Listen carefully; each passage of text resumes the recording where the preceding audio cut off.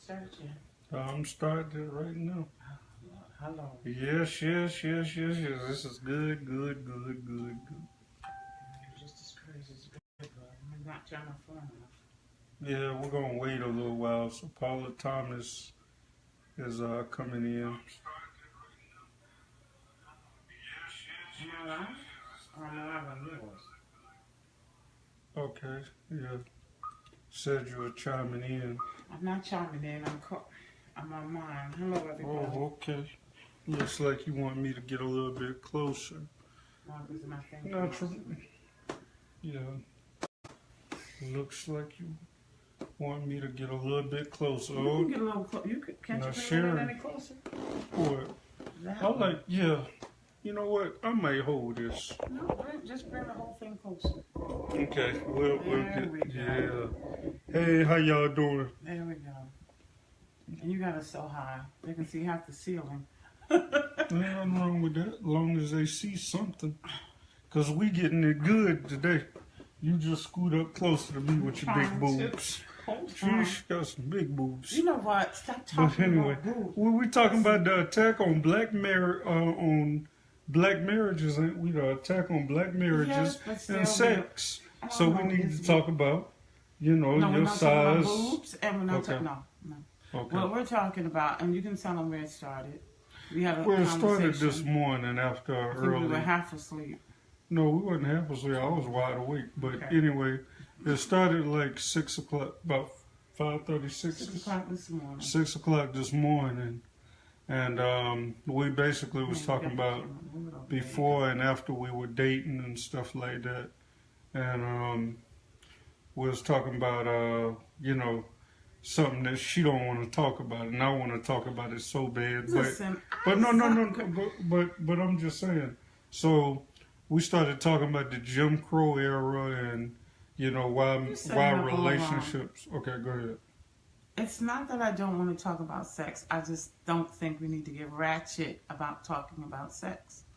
Because we have people. Oral sex. Because since you don't know how to hold oral sex, we was talking about oral sex. We were talking about sex in general and oral sex and different things like that. Yeah. But the biggest thing we were talking about was how the black family, and I don't mean to exclude anybody because Christ died for all, but we do know that history. What are you doing now? No, but I gotta straighten this out. It's getting good. Y'all just hold on 1 minute. We so unedited, but go ahead. You sure are, because you feel like being closer. You can read all the little details. You want to read Go ahead, everything. concentrate. He's like, I can't even deal with the tripod today. Focus. No, but we were talking about sex. And we were talking about the struggles that singles have to go through when they're dating and what they're dealing with. And that's really how the conversation came up. Because a single person, if they're a believer, is trying to remain abstinent and celibate until they get married.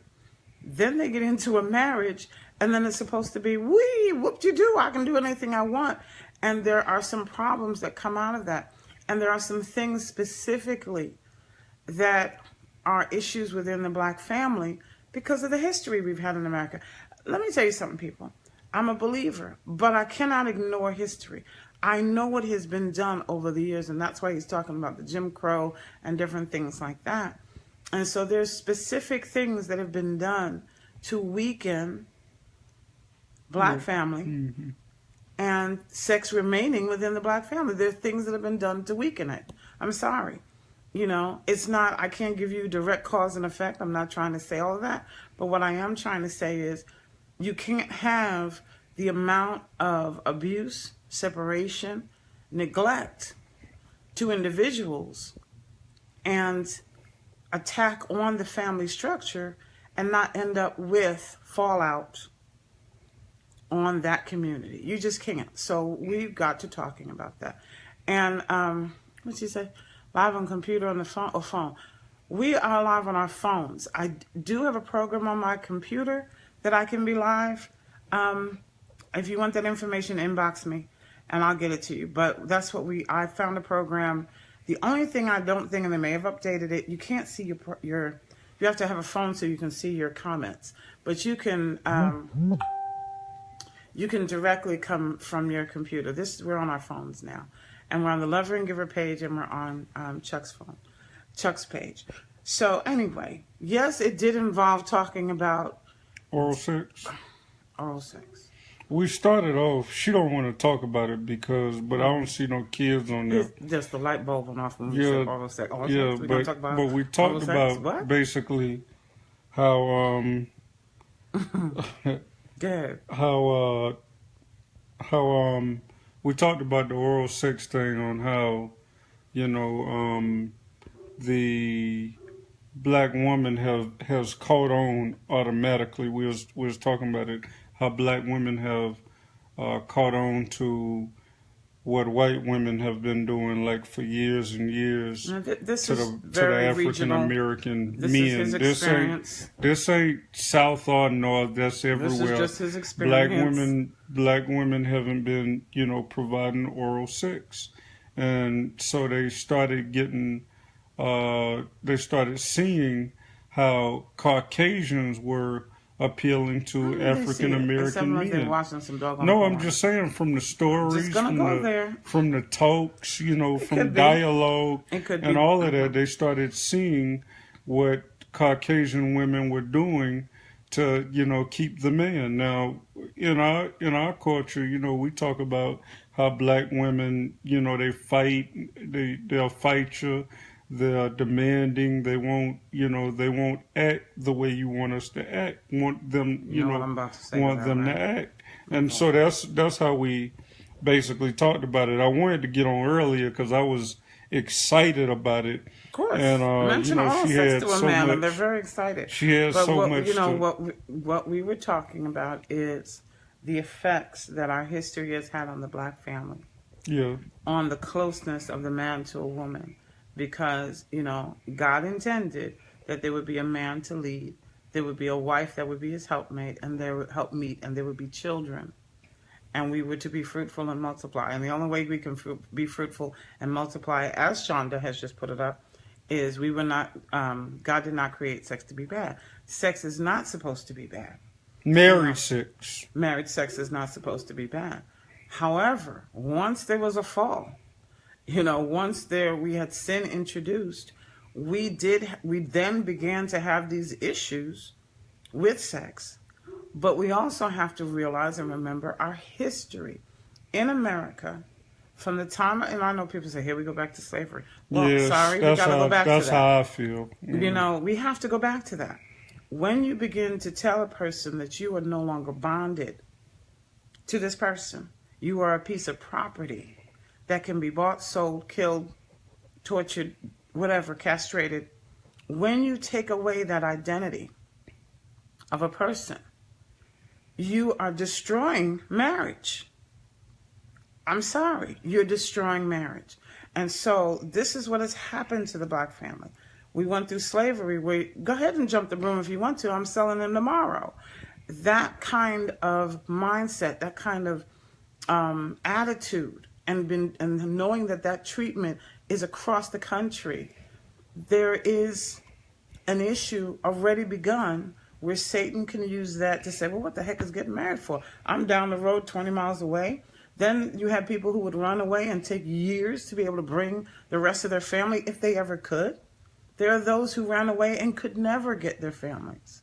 And so they probably have to start all over. So you're dealing with this generational mindset of the looseness of marriage. But that was years and years ago. Now let's talk about it now. And like I said, I don't mind we talking about some history. You start with generations. No, that was more than 200 years ago. Yeah, about 200 years ago. 300 years now. We're getting closer. 500 years. No, but if you start with that mindset, so now you have people who come out of slavery. They're living in freedom, and they now have to deal with something called Jim Crow. And Jim Crow went up to 1960 what? 8. Okay? So we're talking about 50 years ago, within my lifetime, that people grew up with this other set of oppression that said, yeah, go ahead and get married, but you can't vote unless you pay a poll tax. You can't go to good schools. You can't own property. You can't have a business. You must do this and go through 50 million hoops. You can't control your political process that controls your community. When you have that level of oppression, and somebody is telling you, from a biblical standpoint, you need to remain celibate until you get married. You see where Satan is using that. Satan is using that because we've been through so much. What does the person say? Oral sex was created for birth control purposes. Thank you, oral sex. Thank you very much. So, we have all these things that came in to take away the joy, the creativity of sex within marriage. We have these things. So then we come forward, right after we get some freedom from the Civil Rights Act and all of that kind of stuff. What do we get? What did I call it? Well, Sexual revolution. Yeah. That's what we're Sexual revolution. Free love. You don't need any bonds whatsoever. This sweeps the whole doggone country. Yeah, we talked about that too. Yeah. This sweeps the country. One night stands. One night stands. If you do it, if you feel like it, have fun. Let's break these oppressive bonds of what? Yeah, just marriage. Hit it and quit it. Hit it and quit it. Yeah. OPP. Sleep with 50 you if you done want with OPP? Yeah, you want group sex? Have that too. And literally, you constantly have these attacks on the family, the unit, especially of the husband and wife. Because again, that's how Satan started in the Garden of Eden. There were no children yet. He started between that bond of husband and wife. And so he can now say, you don't need a wife. You can have Janie. What did you say the other day? Shayna, Lena, and Dana? I thought that was so... Shayna, Lena, and Dana. Every day of the week, you can have a different person. You don't need to. And we're still living in this attack upon the husband and wife, the sanctity of sex between them, the freedom and the creativity they have in their undefiled bed, and is coming from the society around us. And that's why we called it the attack on marriage and the black family and the black marriage and sex, because it isn't where, it's promoted. You name me one show where marriage and celibate sex, monogamous sex is really celebrated. Tell me one, especially in an African American related show. Well, nowadays they don't even talk about. They don't even, like the Jeffersons were. I didn't want to say poor, but they were in the projects. They started in the project and moved on up. Yeah, moved on up from the projects. What else? And it was all about economic success. Yeah. Now, they were married, but from the 70s, when we started to have the me generation and the sexual revolution. What about the Drummonds? Now the world going through... What is it? I don't know. What was that with Arnold? Urkel or Arnold? Arnold. What you talking about, Willis? You're talking about Different Strokes. Different Strokes. What about? They went to live with a Caucasian man to create a family. He wasn't married either. Okay. Well, what about what's happening? Goodness, people are talking and we're not. I told you it was going to be talking. We're going to try to talk about some sex. They going. No, but we're talking about a very. Blackish is the show that promotes the black family. Blackish is a show. Oral sex also. It is kind of when performed. What? On females, and fellatio when performed on males. Fellatio is not mentioned in the Bible. That's true. That's true. Oh, you way down deep in that, ain't you, Shonda? That's true. What? That it's not mentioned in the Bible. Well, not straight up mentioned in the Bible. Some people will interpret certain parts of Song of Solomon to mean all sorts of stuff, but it's not mentioned straight up in the Bible. My thing is, thank you, Jesus.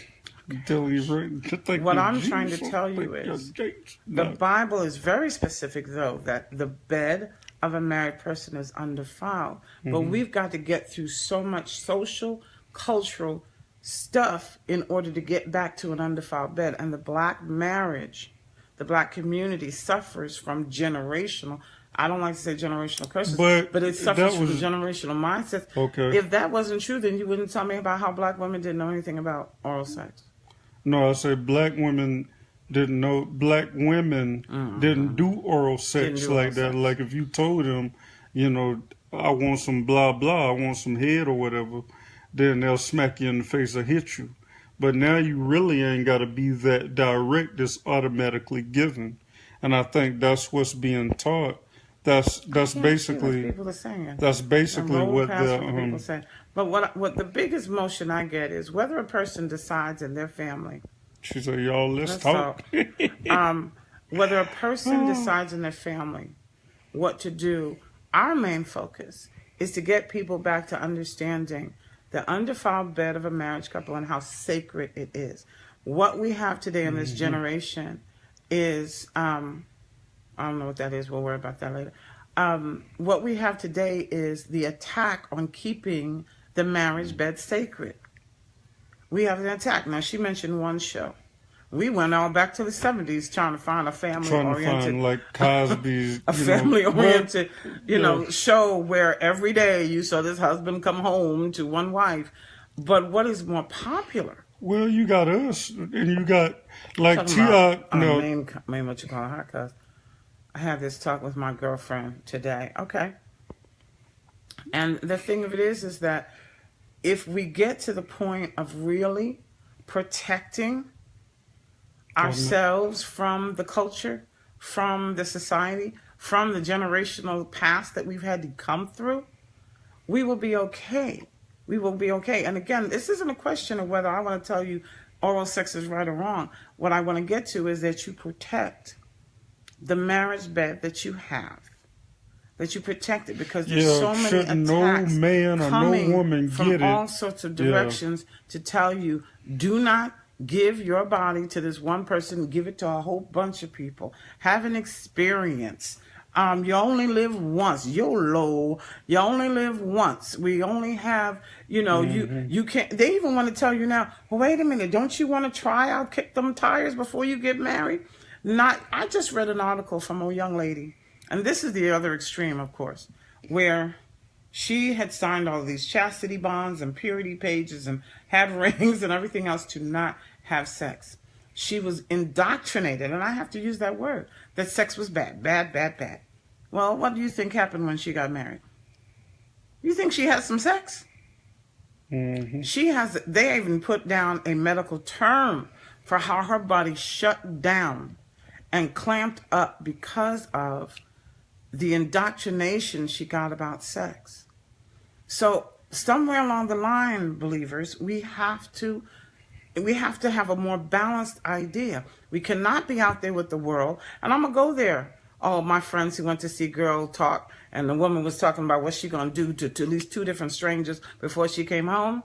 I don't want that. But at the same time, I don't want, people who have to go through physical therapy and psychological therapy because they've been told sex is bad. There's got to be a better way to do this. And I think the biggest thing is we have to start with our history. We have to start with letting the church understand. We've got to give people a more even keel understanding. Well, they got to talk about it more within the church. Got to talk about it within the church. They got to be real. You have to be real about it. Stop. You know what the young lady told her? Oh, as soon as you get married, sex is going to be great. Why would you tell somebody what if the sex stops?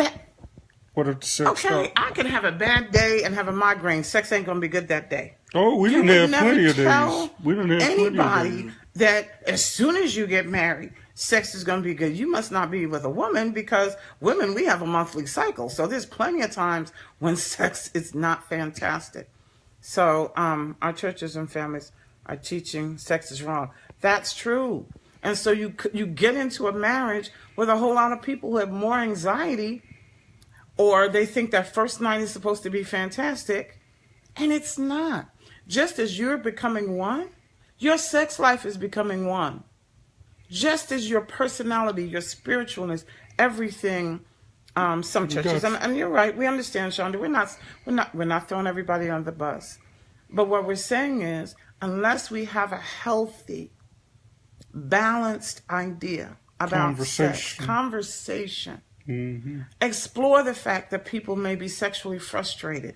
Why do we just want to just pray, dear? Don't. You might not want to talk to me about that. You got some mother just stroking your arm. You get sexually frustrated. Talk to me. I'll tell you. I'll give you some great advice. I mean, ain't that right? I got some great advice. Shonda says we're in families. This conversation does not need to be what's the word? Institutionalized. We don't need to rely on our schools, which is what we've done. my mama and daddy never talked. Okay, go ahead. And we don't need to rely on just the church. This has to be a whole thing. Your mother and daddy may not have talked about sex, but I'm sure you saw some sort of intimacy between your parents. Not all of them. I saw it the day the man was in the hospital. No, I ain't still talking grabbing about at his that. wife. I ain't talking about that. After a stroke, he was still grabbing for his wife. I bet he was. Okay, wouldn't you be so grabbing? That's intimacy. That's still yeah, him. but no. They wasn't. They wasn't like that. And he still wanted his wife. That wasn't like that. They was never affectionate. Yeah, they was never affectionate. Isn't the church teaching that sex outside of marriage is bad? Not all churches. Most churches these days talk inspirational. You know, they talk about marriage, but it's more. Can I tell you something? Every time I heard about somebody going to hell and being an abomination, it didn't include fornication. I'm just going to go there. I have not heard a pastor say, you're going to hell over fornication. I've heard it about homosexuality. I've heard it about, whatever. But let's get back to talking about some doggone fornication. I was told kissing would get me. Shonda, no. They told you kissing would get you pregnant? Really? And if you think this is important. I didn't learn about sex till I remember I was in Hidden Valley, right? When I was staying in Hidden Valley. You're gonna hear a story. Now, Dwayne was, I had to be about 8 or 9 years old. And Dwayne, rest in peace, he was about 5 or 6. And he said, Chuck, don't you know where you put your penis at? He said the other word, but I don't want to say it. The D word. He said, don't you know, my mama taught me where you put the D. And I was like, what in the world are you talking about? Then next thing you know, he went to the boys and he was like, and they started cracking on me, talking about, you ain't never had no pee, Chuck. You ain't never had no pee. I say, what is pee? I don't know nothing about pee. I pee every day, but I don't know nothing about pee. But they used the other word. They used the other word of pee, of Shonda, who's that? Shonda? She brings up a good point, too. Nikki. She says, people use marriage to look down on people who are single. Yeah, because they want to act like I got it and you can't. That is so stupid because, every day them people are not having sex. People say that about me, that I do that same thing. But I don't do that. I just like to have fun. People ask me, why don't you want to be married? My question, why? I'm still a woman whether I'm married or not. Well, you might get mad at me, but you know me, not to pay me any attention. But, Nikki, you was mean. You was always mean. I ain't seen you in 20-something years. Let me tell you something. You a mean something. You was a mean somebody Shonda, in school. That's another thing that America does. We idolize. Every Disney thing idolizes love and marriage. It's okay if you don't want to. I really want people to get to the point of letting people be them along with their walk in Christ. The Bible says, and Jesus even said, this isn't for everybody. But, being celibate outside of marriage is not easy. So, this is where we just have to be. But I don't like that either when people put people down for being single. People put people down for why, what's taking you so long? Aren't you 35? Why, don't you want something by now? Blah, blah, blah, blah, blah. Leave people alone. I have aunts who were never married and do not have children. I have old, I want to say old. Lord have mercy. She's about 80 years old now. She's never been married. That woman has had an extremely fantastic life. She is 80, just survived a stroke. Talking about she can't wait till she can travel. Wait till afterwards, It's okay. Wait till afterwards. But I'm just telling people, I'm sorry that people are trying to make you feel bad because you're single. No, don't worry about that. You don't worry about that. Because married people because they've been get indoctrinated like too. They're like, what? I'm half a person until I find my other half. I'm this and I'm that. He ain't another half. He's a whole other person that we are still sometimes trying to figure each other out. So it's not your other half. It's a whole person that comes with their background, history, experiences, whatever. Look at this testimony from my cousin. Hold on. Mm-hmm. Paul did say being married is not for everyone. That's the truth. Paul it ain't. Some and even people Jesus crazy. Said it when the disciples came to Jesus and said, Can we, if he gets married and Jesus had to tell me, he said, because you're doggone hard-hearted people, Moses had to get you a writ of divorcement. It was not that way in the beginning. And then the disciple says, well, if that's the case, it's better not to get married. Now, did Jesus say, no, don't get married? He said, it's not for everybody. It's not. It's not for everybody. But listen, he didn't even promote it over saying, well, if you really can't hold yourself, you get married. And then he didn't beat nobody over the head. He said, this is not for everybody. I told you. But it is a covenant and a testimony. But listen to this testimony. I'm sorry, go ahead. Listen to this testimony. Because she just talking. This is from my cousin Deja. When I was unmarried, I was doing all kinds of sexual acts. But when I got married, when I get married, I felt I was dirty and did not want to do the same acts. The devil is a lie. Do the same. No, I ain't messing with you. The devil is a lie, and that's true. Because the world, even though it tells you to have some, go out and get you some, what do they call you? Hoe, ratchet, whore, prostitute, and strumpet, the men's and stuff tart. Be talking. I mean, I know the words. I'm not snitch, stupid. Yeah. And then the men sit around and talk about you like, let me pass her from Tom, Dick, and Harry. So, of course, you come into the marriage now thinking, okay, that was me being out there, and you don't see that as being service. Because even people wanted to, you know what, and I'm going to be honest with you. What's her name? Deja, I would never let no man tell me, oh, you being dirty. Come on, talk to me nasty. I'm not talking to you nasty. I'm not talking to you nasty. I would reject that crap. And this is, before I got saved, something in me just said, no, this isn't being nasty. This is being loving. And if you can't separate the two, then you're not the one. Well, see, your voice, though, your voice just carries on, So, I mean, we have to learn to take this stuff back. He did not want to get married, and God said he will sustain Paul and those like Paul. Thank you. There are some of us that are going to be sustained. Oh, jeez. Go ahead. You hit a button. Hold on. You just got to resume. There are some that are going to be sustained. Look, in between, after my first marriage was 10 years. Oh, I was sustained like Paul, okay? It was 10 doggone years. So, my thing is your life is a journey. That's why in our events sometimes we ask the married people to come, because it is not this, oh, you're married, so you stick in this group, or go through like Kat was saying, Chuck went through. As soon as he went through a divorce, the married people dropped him like a hot potato. They don't. Some of them probably on here. Go ahead. Well, I'm not they worried about looking. that. But my whole thing is that if you're widowed or divorced, you have to maintain for a while. But what we're saying is that to reject a lot of what has been forced on us. Sex is nasty. Talk dirty to me. I don't talk dirty to nobody. I can tell you what I want to my husband. I can tell him that it feels good. I can tell him, like, go ahead and do some more of that. But it's not dirty. If I allow that idea to get into my head, then yes, I'm going to have a trouble having sex with my husband. We can't allow it to be like, oh, well, you must have been with a bunch of people because you're so good. No, I happen to love you.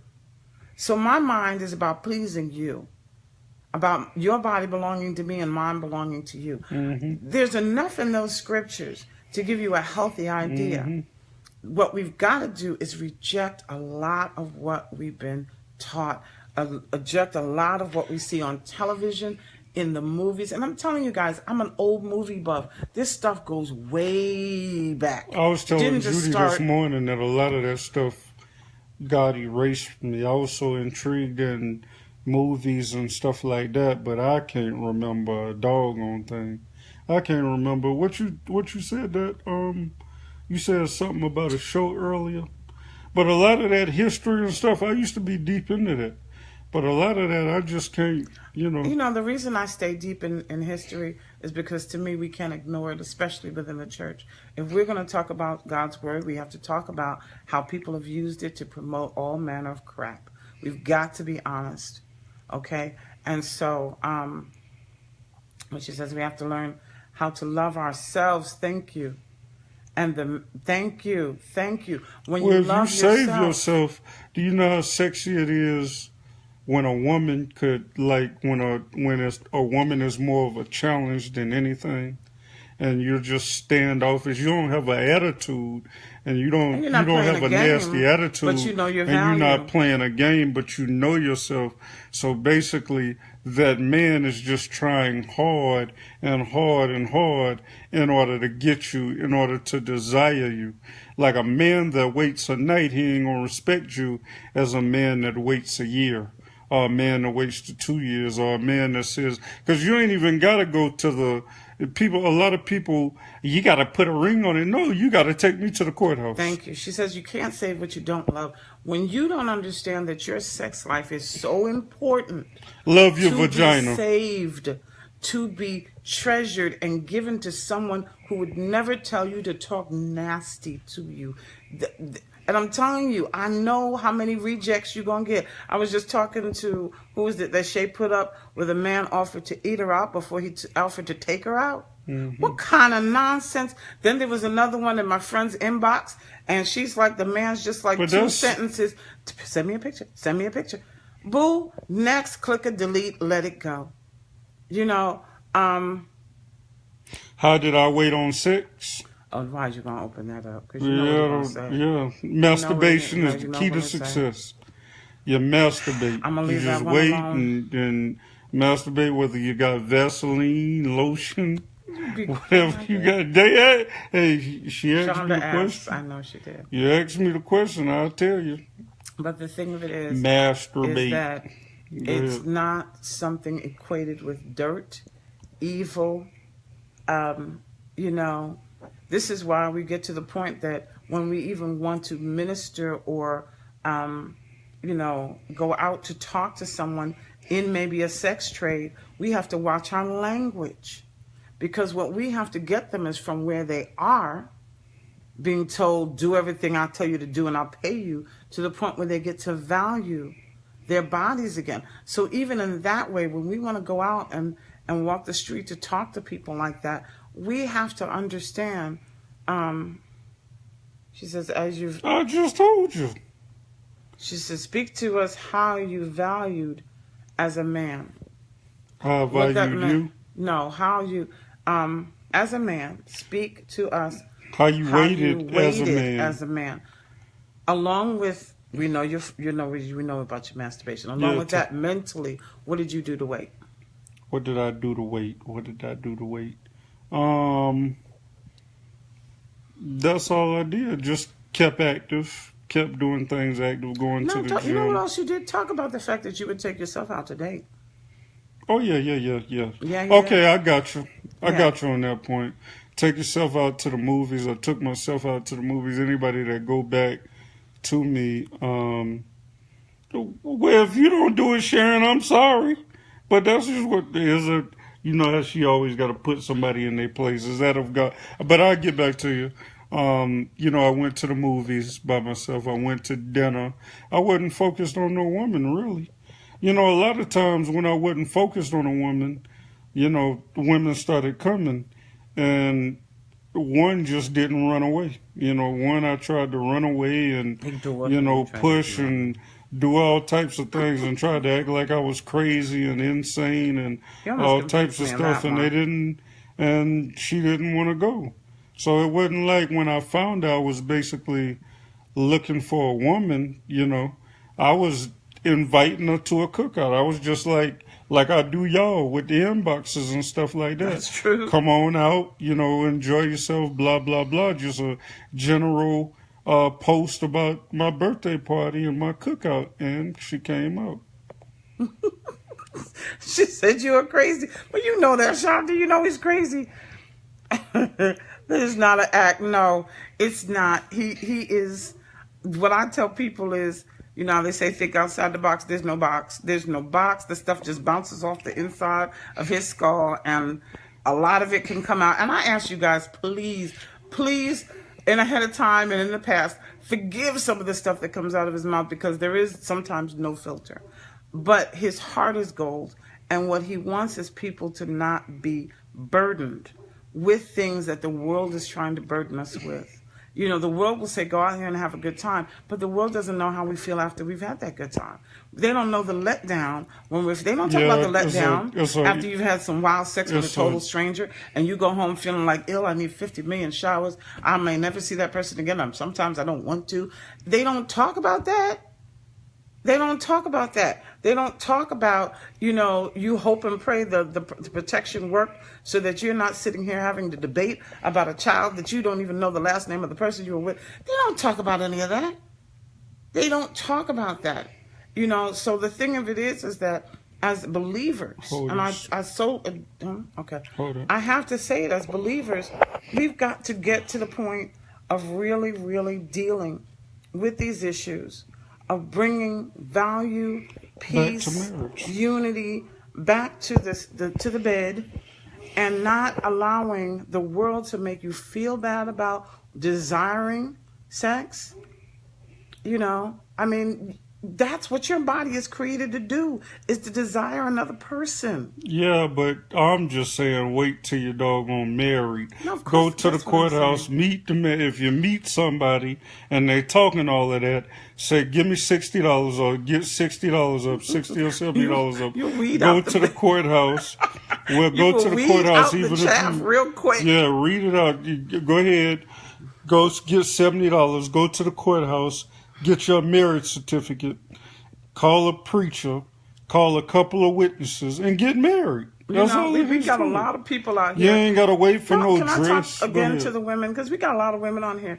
We got a lot of people out here who are trying to wear you down.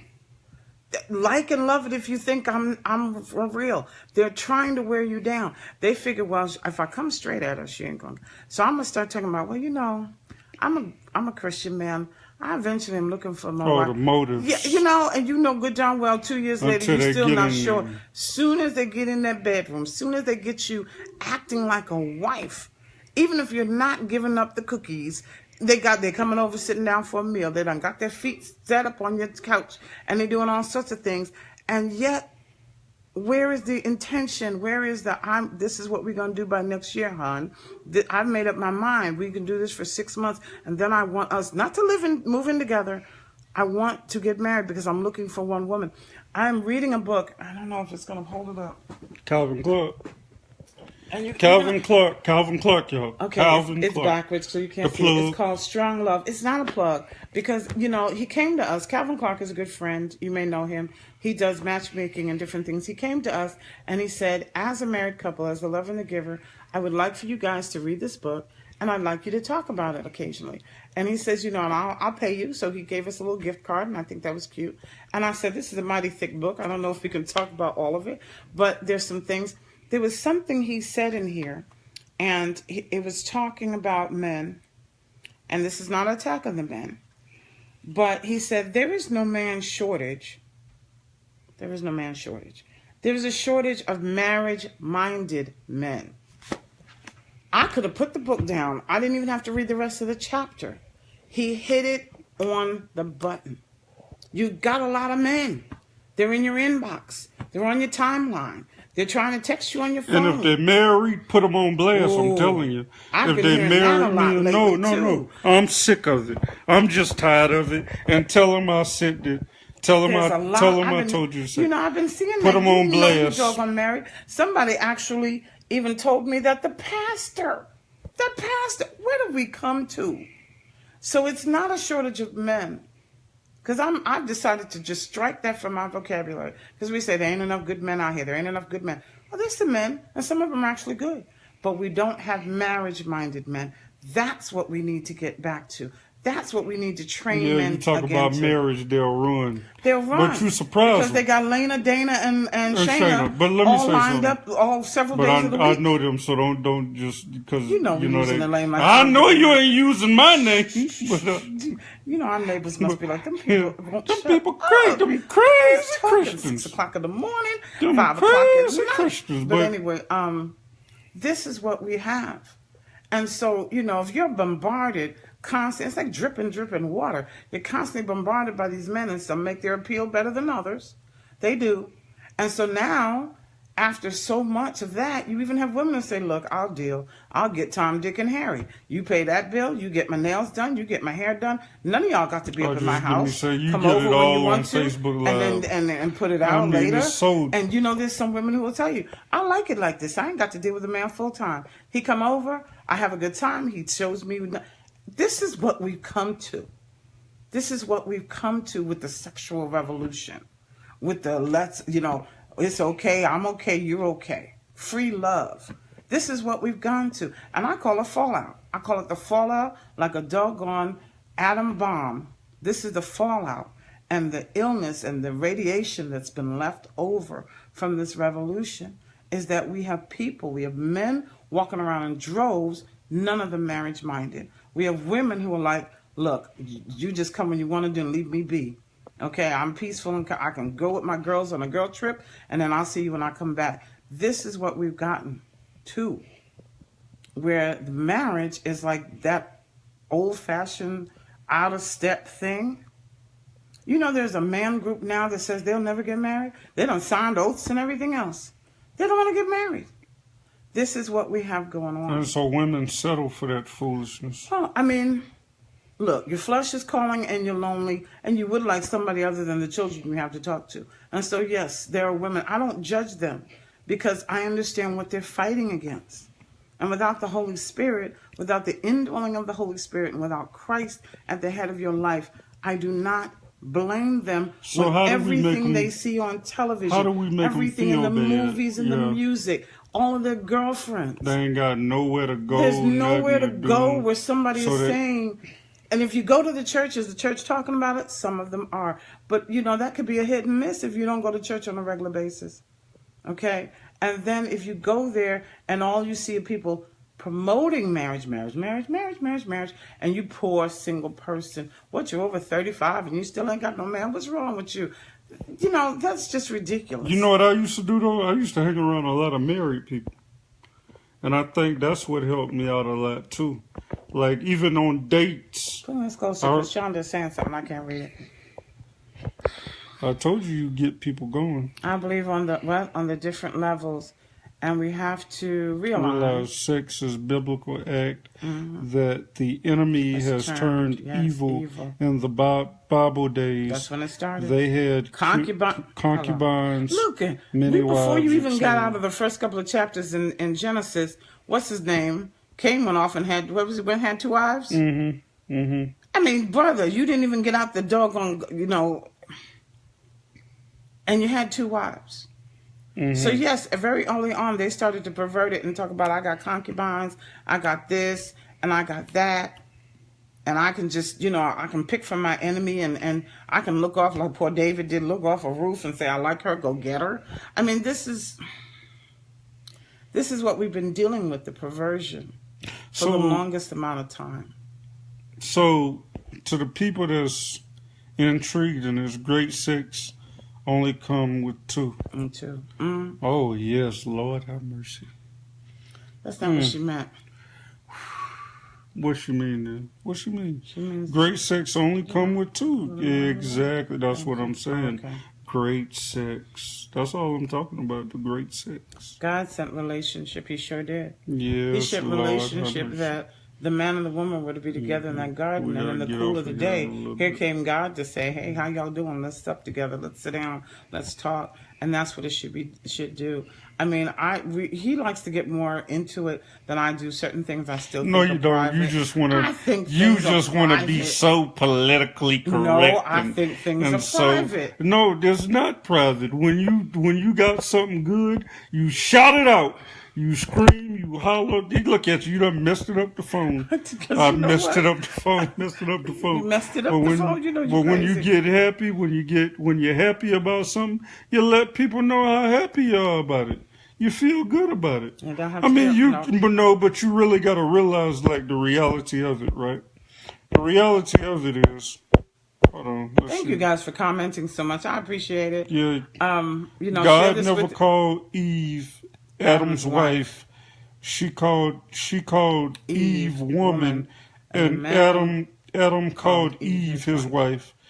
Even God gave Adam that option. Isn't that deep, God? Ooh, you Can I done tell got you deep, something? didn't How you? much God believes Take in off us? my shirt. Take off my glasses. Take off my glasses. What are you? What? Go ahead now.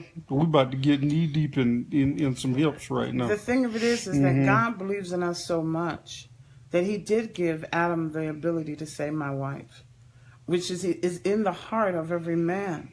And what we fight against is society, who takes away. Now, if God gave man the choice and society says, you don't need to make that choice. So don't you think there's an empty part in a man that's looking to make that choice? You know, he's not looking for a different woman. I don't care what you tell me. I have talked to men, and after a while, they're tired. They're like, I just wish. I had one guy flat out tell me, I wish I could come home to one good woman. They don't tell you that too much. So even in their heart is the choice they want to do that. wanting a wife, to call this woman a wife. Yeah, and so, you know what? That was deep. I really thank you for bringing that up. It is very, very, very, very important that we let and remind men that inside them is the desire to call somebody their wife. You know, literally, that's in the heart of a man. And what we have is, I call them dead men walking. I literally call them dead men walking. We have men roaming the streets, the bars, the clubs, and they are dead. They are dead. I've said it before. I said, you're out here hustling and they're grinding. doing the same thing over and over every weekend. Oh, and my God. It's just draining. And the people that's promoting the stuff don't really want to do it, but they ain't got nothing else to do. They too scared because of the money. Do you think these 40 and 50 and 60-year-old promoters, these DJs over 40, really want to do what they're doing right now? And you think they're really happy with what they're doing? Outside of, I'm making that guap, I'm making that bread. They really don't want to do that. But they feel they ain't got no other option. Can I tell you something, Daisha? No, you're right. A woman has to behave as a wife. However, she needs to behave as a wife to one man. And what I see is, every time people get in a relationship, they're doing a lot of wifely duties. Even if they don't have the cookies, they're cooking, they're cleaning, I'm picking up this, and I'm at all your family. You're buying and the person food, taking them lunch, picking up the laundry, and all of this stuff. And taking meanwhile, or taking them lunch on his lunch break. I mean, on his job. And I'm not talking about once or twice. I'm talking about years. People are just slaving away, doing for someone who has not even made any intention. And they bragging to their coworkers. You see my girl. Any intention. You see my girl. Brittany. Yeah, you know about this. We talked about that earlier, where they was talking about my girl, my girl, my girl, and I was telling you, like, they're married men that call somebody outside of their wives my girl. Oh, they call them the office wives. You ever heard of that one? I got an office wife. She in the office doing all sorts of things. That devil is a liar. Go back to your cubicle and keep yourself busy. You know, literally, we have people being caught up in that. If I show him how good I am as a wife, he will want to choose me as a wife. And I'm like, thank you. You can showcase your qualities without giving them away. Yes, you can. Tell them how many meals I cooked for you before we got married. One or two. One. I ain't noticed Thanksgiving. Lord, you just going to run that down the ground. Because that's the only meal I cook for you. And whatever now you meal cook for me every day trying to make me now fat. He says I'm trying to make him fat. Yeah, but I told him, look, I got the abilities to make you fat, boo-boo. You're not going to starve under my You're watch. not fat. Your stomach is just going down and just rubbing my stomach. Your stomach is going down. Anyway, what I'm saying is, I wasn't picking up stuff. I wasn't, oh, baby, here's the keys to my car. That's your car, baby. I got a car. Thank you very much. Now, if you're taking me somewhere, we can get in your car. But I don't need to learn how to drive your car because I'm not driving the car of a man that I'm not married to. There was so many things. One of the biggest things we did was I would not travel overnight with him unless we were married. I wasn't signing no fictitious names. I wasn't being in a double suite with nobody that I wasn't married to. I have had friends have gone to every island in the doggone Caribbean and are not married. They done traveled everywhere, but they're not married. And I was like, there's certain things, if you do all that stuff and then get to the marriage. What you say for marriage? Marriage is the period at the end of the sentence instead of the capital letter at the beginning of the sentence. There were things that I purposely didn't.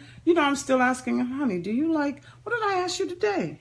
She didn't think I like Kentucky Fried Chicken. Kentucky Fried Chicken. I just asked him the other day, what kind of cake do you like? He said, red velvet. I didn't even know that.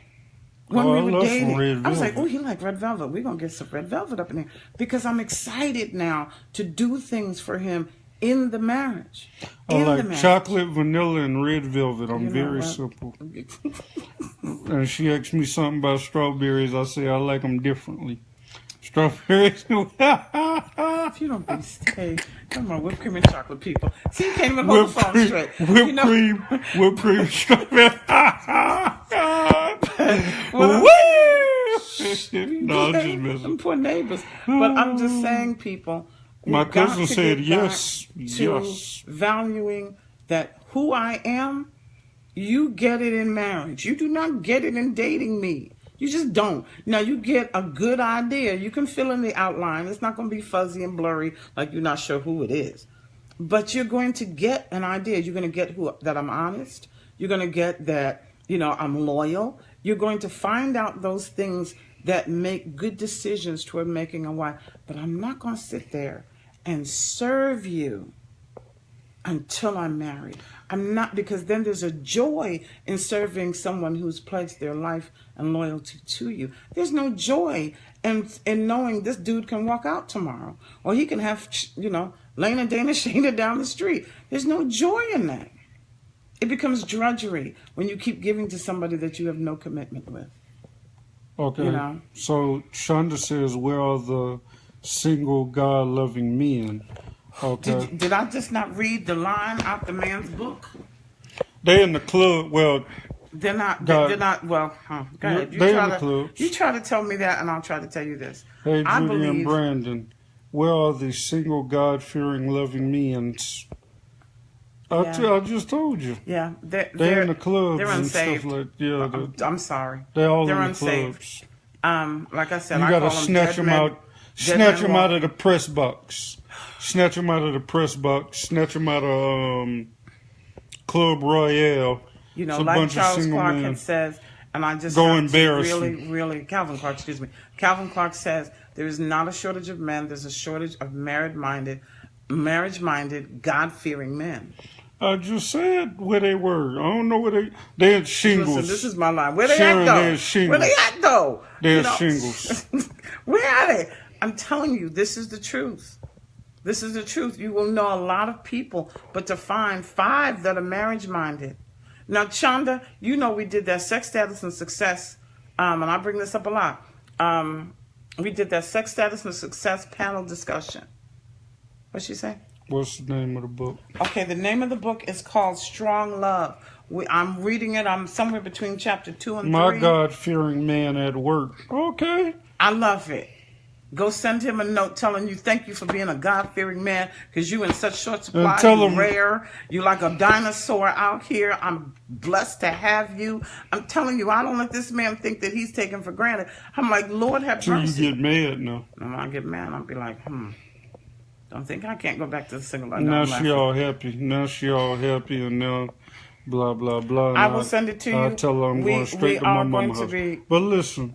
Listen, let me answer, okay, Shonda. go ahead. We are going to be talking more about different things. As I come across a line, I might say it. But I do think the book is worth reading. He may be at one of our next upcoming panel discussions, because I think it's important to have this conversation. He just hooked somebody up the other day. Yeah, he does. So you might want to he does matchmaking. I mean, I'll be honest with you, I'm not great about matchmaking. But in this day and age, it almost looks like you need help to weed out the nonsense. Let me say this. No.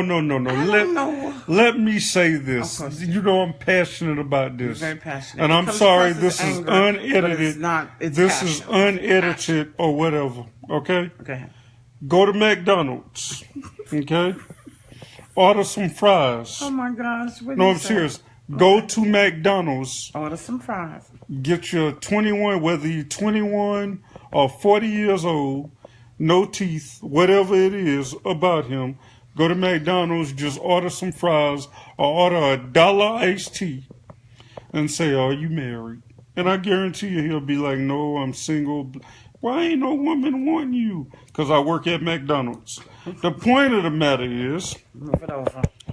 It's not, a lot of times women get caught up, and I'm sorry, it's just the reality of it, on status and circumstances.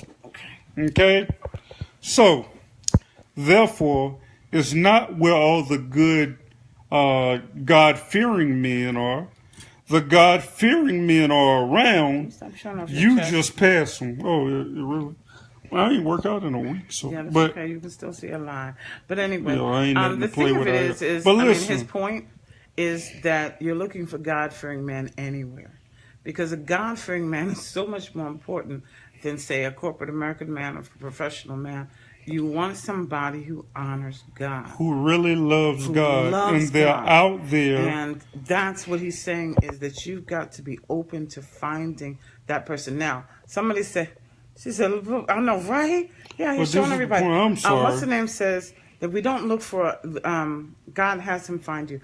Yes, but if you're in your house, he can't find you. Exactly. If you're stuck That's in why the we house. hold events, so that you will get out of your house, that you will go and talk to people, that you'll show up and volunteer, or you'll show up and be part of a community event with some of our community partners. What we got next week, and Sharon, bring your butt, get your butt out of Florence.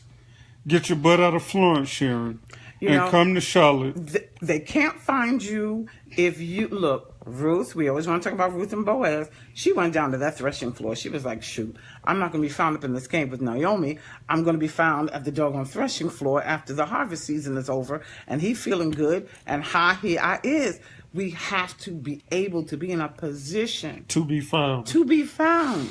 I say this all the time. And don't be going out with 6 or 7 women, because 5 of them are hating on you. When I met him, we tell this story all the time. I wasn't planning on going. I was in my house. I had planned to stay home. And 2 or 3 friends said, Judy, stop it. You're home all the doggone time. You work from home. Get out of your house. Go. What's the worst you can do? You have a good barbecue meal. You come home. And I literally got dressed with the thought in my head, I'm going for an hour. I'm out. Peace out. And stayed the whole time. And that's stayed how she till met it Sharon. got dark. You know, I met you, Sharon. And Sharon right there, and Sharon would tell you, I did not know who the woman was, period. Yep. She said, I'm here. I said, who the hell are you? I don't know who the hell you are. You're so crazy. I didn't know who you were. I was scared as I don't know what. Yes, he went back and I played Sharon it off. And Denise. Yeah, I played it off. Yeah, all right. Talk to them. And I pushed her off and left with my cousins. She sure did. I said, don't you tell her. I don't know who she is. Find out who she is. Find out who she is. We got you, cuz. We got you.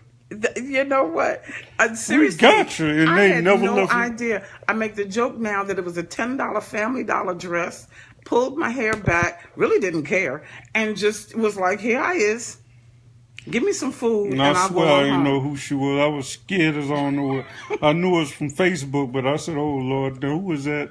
I done invited her. Invite 5. So I was like, yeah, let me get this. Yeah, all right. I went to the store and bought I don't know, $100 worth of soda. So, remember, I had all them bags of soda. So the next thing, Sharon them saved me. I appreciate that, Sharon, because I would have felt so embarrassed. That made me feel so good because you and Denise talked to me all night long. That made me, a person who didn't know anybody else there, it made me feel so comfortable. I just stayed. We became like sisters that night. I was like, these are the best people I've met since I don't move to Charlotte. And, that made me feel comfortable. But what if I had just said, nah, that's good. I'm good. I'm in the house. I'm going to have Netflix and chill night. Netflix and some takeout food. You can't be found if you're sitting in the house. Can't. So, Aww. My cousin. Where you at, Greensboro? For chiming You're in Greensboro, right? And Greensboro, New York. I know you was in New York, but you moved. Somebody told me you moved. She said I made it comfortable. Thanks, you. Yeah, because she'll talk your head off. Like literally, like we knew each other for years. Yeah, and it was such a blessed night. It's over. I get away. Yeah, she in Greensboro. Okay. We need to come up that way. Shoot. Yeah, we need to come up that way, but you come up here next week to help us. How about volunteer next Saturday from 12 to 4 o'clock, even if you got 2 hours of your time, come volunteer. Yeah. So, I mean, I think about that often. I said, what would my life have been like if I had just decided to stay home? To just say, I don't know this dude. So why would I go out there? And I literally, outside of knowing him as a Facebook friend, knew nobody else there. But I had promised myself at the beginning of that year to live intentionally, to do things intentionally. And you know what? And to get myself out of my ruts and into positions and situations that took me out of my comfort zone. I had made that decision, And to be honest with you, I think she went crazy when I started, because a lot of times I'd be like, that's my wife. Go, Sharon. That's my wife. I'd be like, that's my wife right there. Did you hear that and day? Which one came over and told me? I think that was Keith. Went over and like Chuck said that you was his wife or something. You're gonna be like his next wife. Yeah, and next and I told Keith in my best crazy. New York accent, I don't know you and I don't know him. So I don't know what you're talking about. But I don't know what you're talking about. Yeah. And Keith was like, I'm just the messenger. Well, you and the messenger sender need to just go jump somewhere. Yeah, I forgot what I told him. I was pissed. I was like, who the You heck are wasn't you? mad. I was mad. I was like, who are you? got happy. You Talking got about, I got me a cub now. I got me a little cub. I got me a little baby. I could just spoil him. Yeah. Yeah, I was talking to get them. Yeah. But, let's get, because we way off our topic. No, we're not. The thing of it is. You're talking about sexual, what we talking about? We're talking about baby cub and everything else. Yeah, what but I'm talking about is putting yourself in a position to find the godly man. You're not to be discovered and found by the godly man. You have to get out of our comfort zone sometimes, our ruts. Because if all you're running into is the same jokers, change that dial. Let's do, click a different station. We need to do something else so we run into less, hey, baby, how you doing? Can you send me a pic? I mean, we just need to do something different. Literally. If he sends you a pic, put it on Facebook. Put the post and say, yeah, send me a pic. Then next thing you know, say, I appreciate that pic, post it.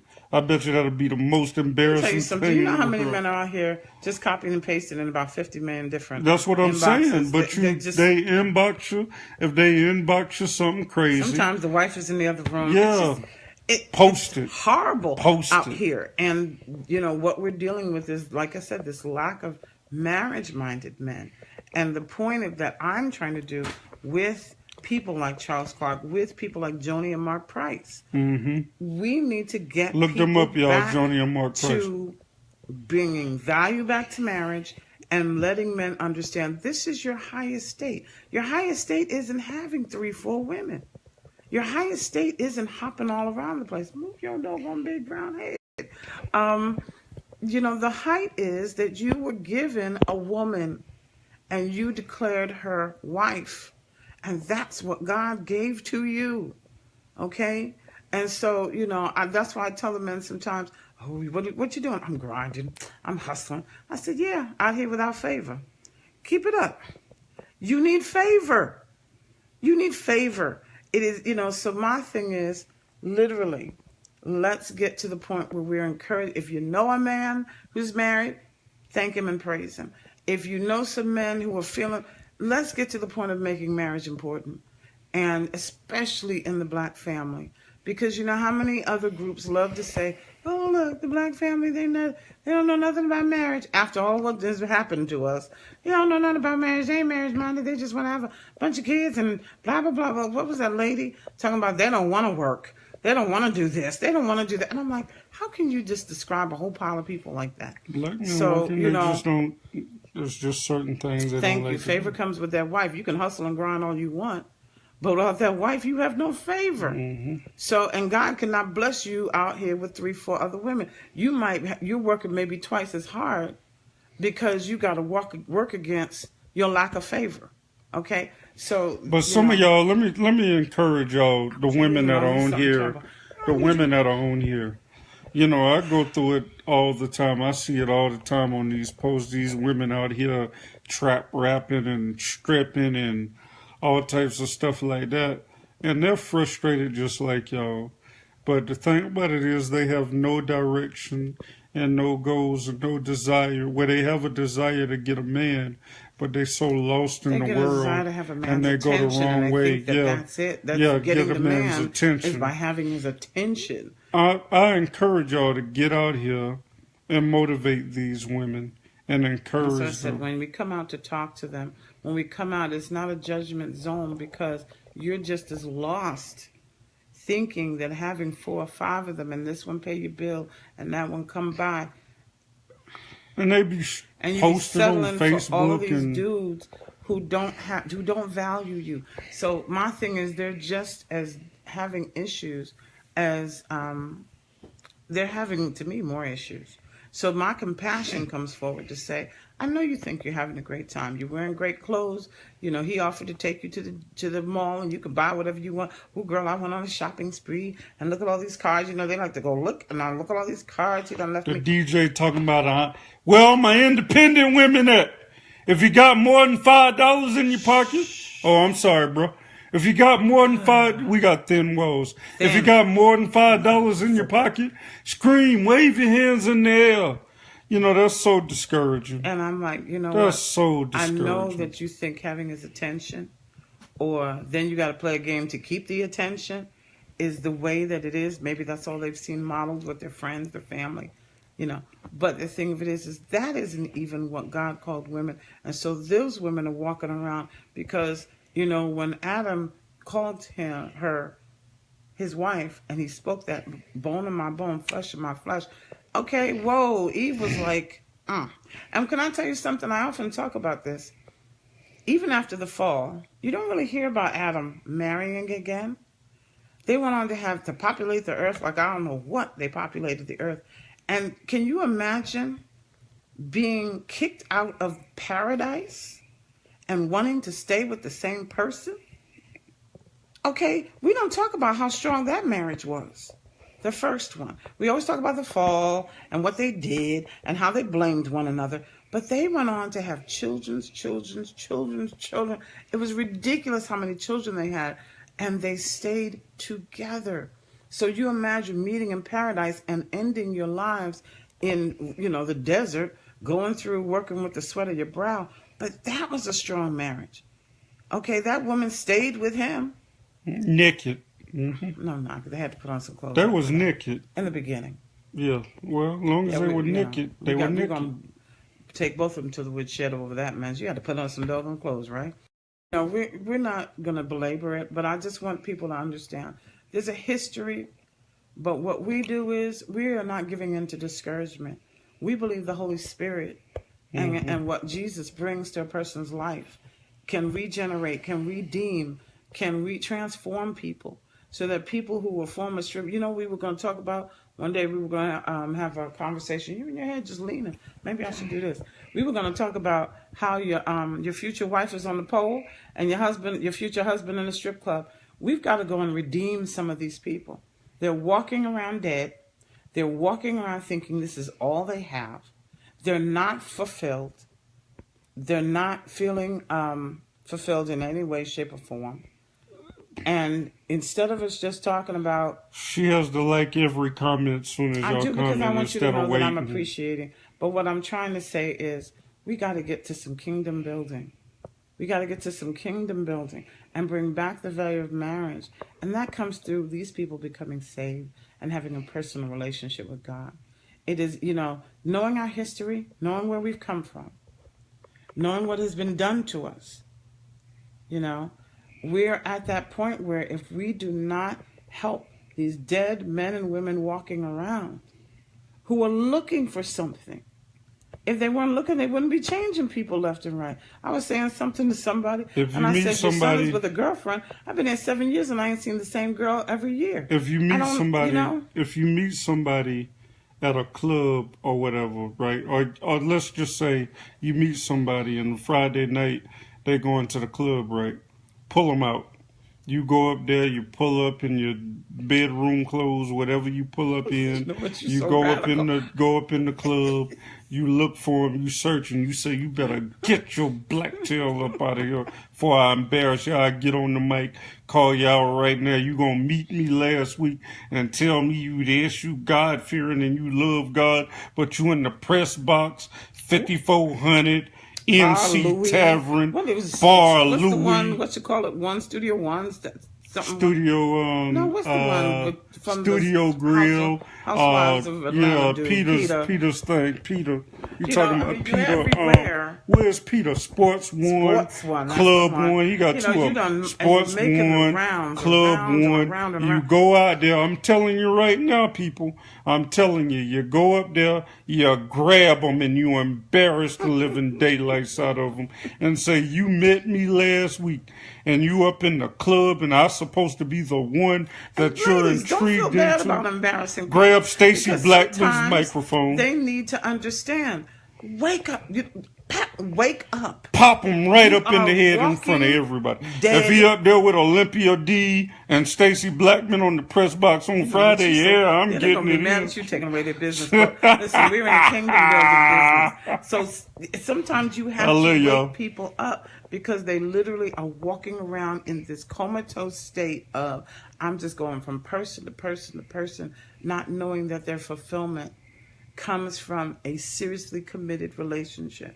The freedom in their sex life comes from a committed relationship. Let me tell you, I had a cousin. My cousin just texted me, and I asked him what he was doing because we was looking for something to do, a cookout to go to.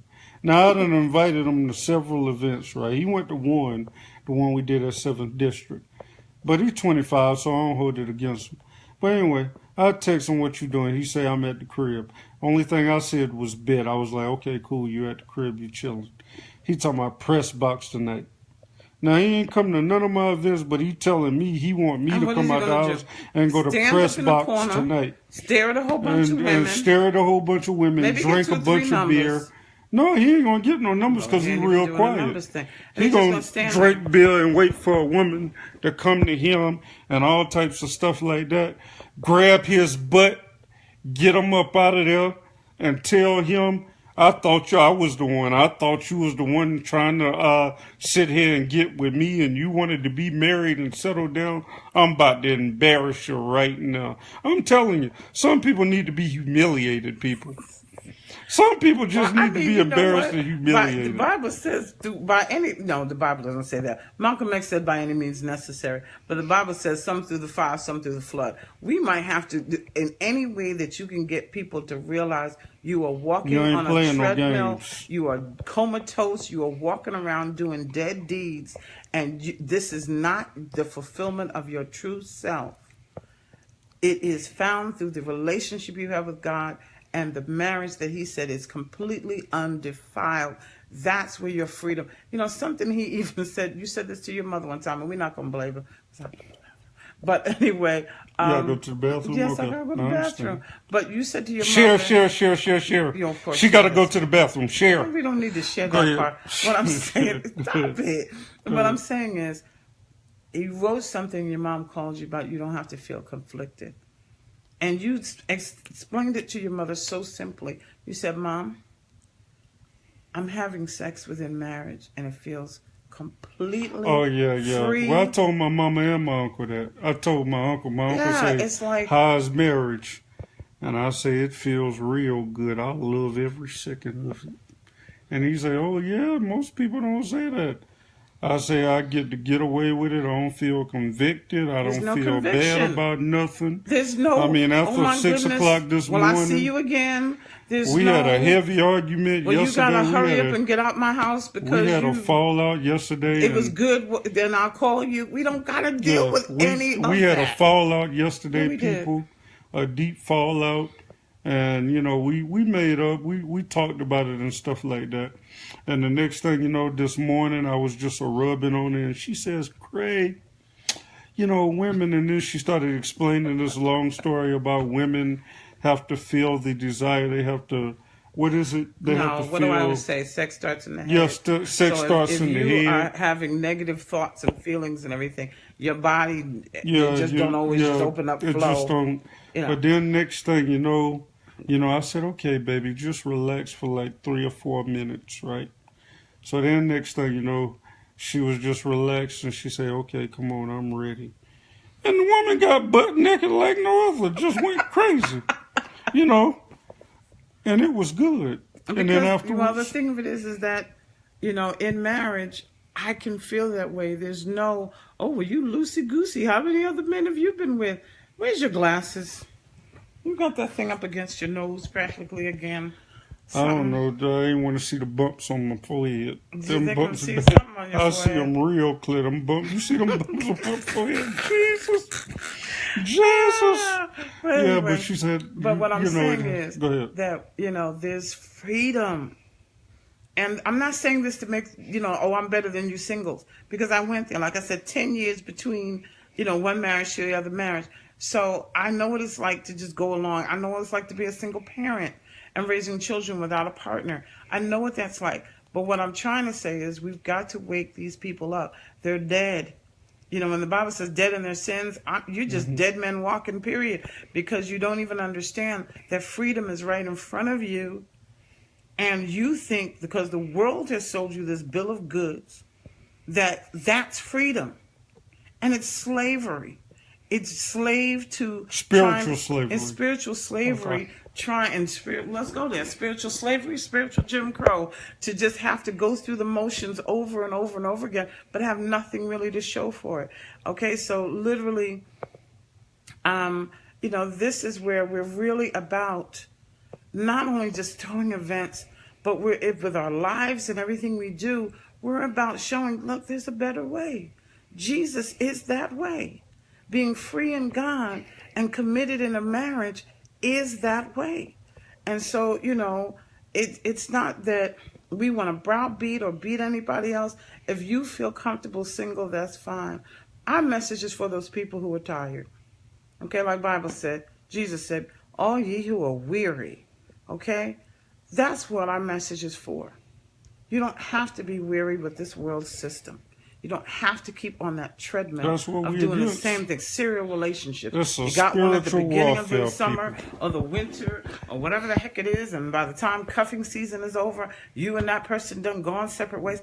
This is monotony in the worst way, where there is no growth, there is no oneness, there's nothing happening with those things.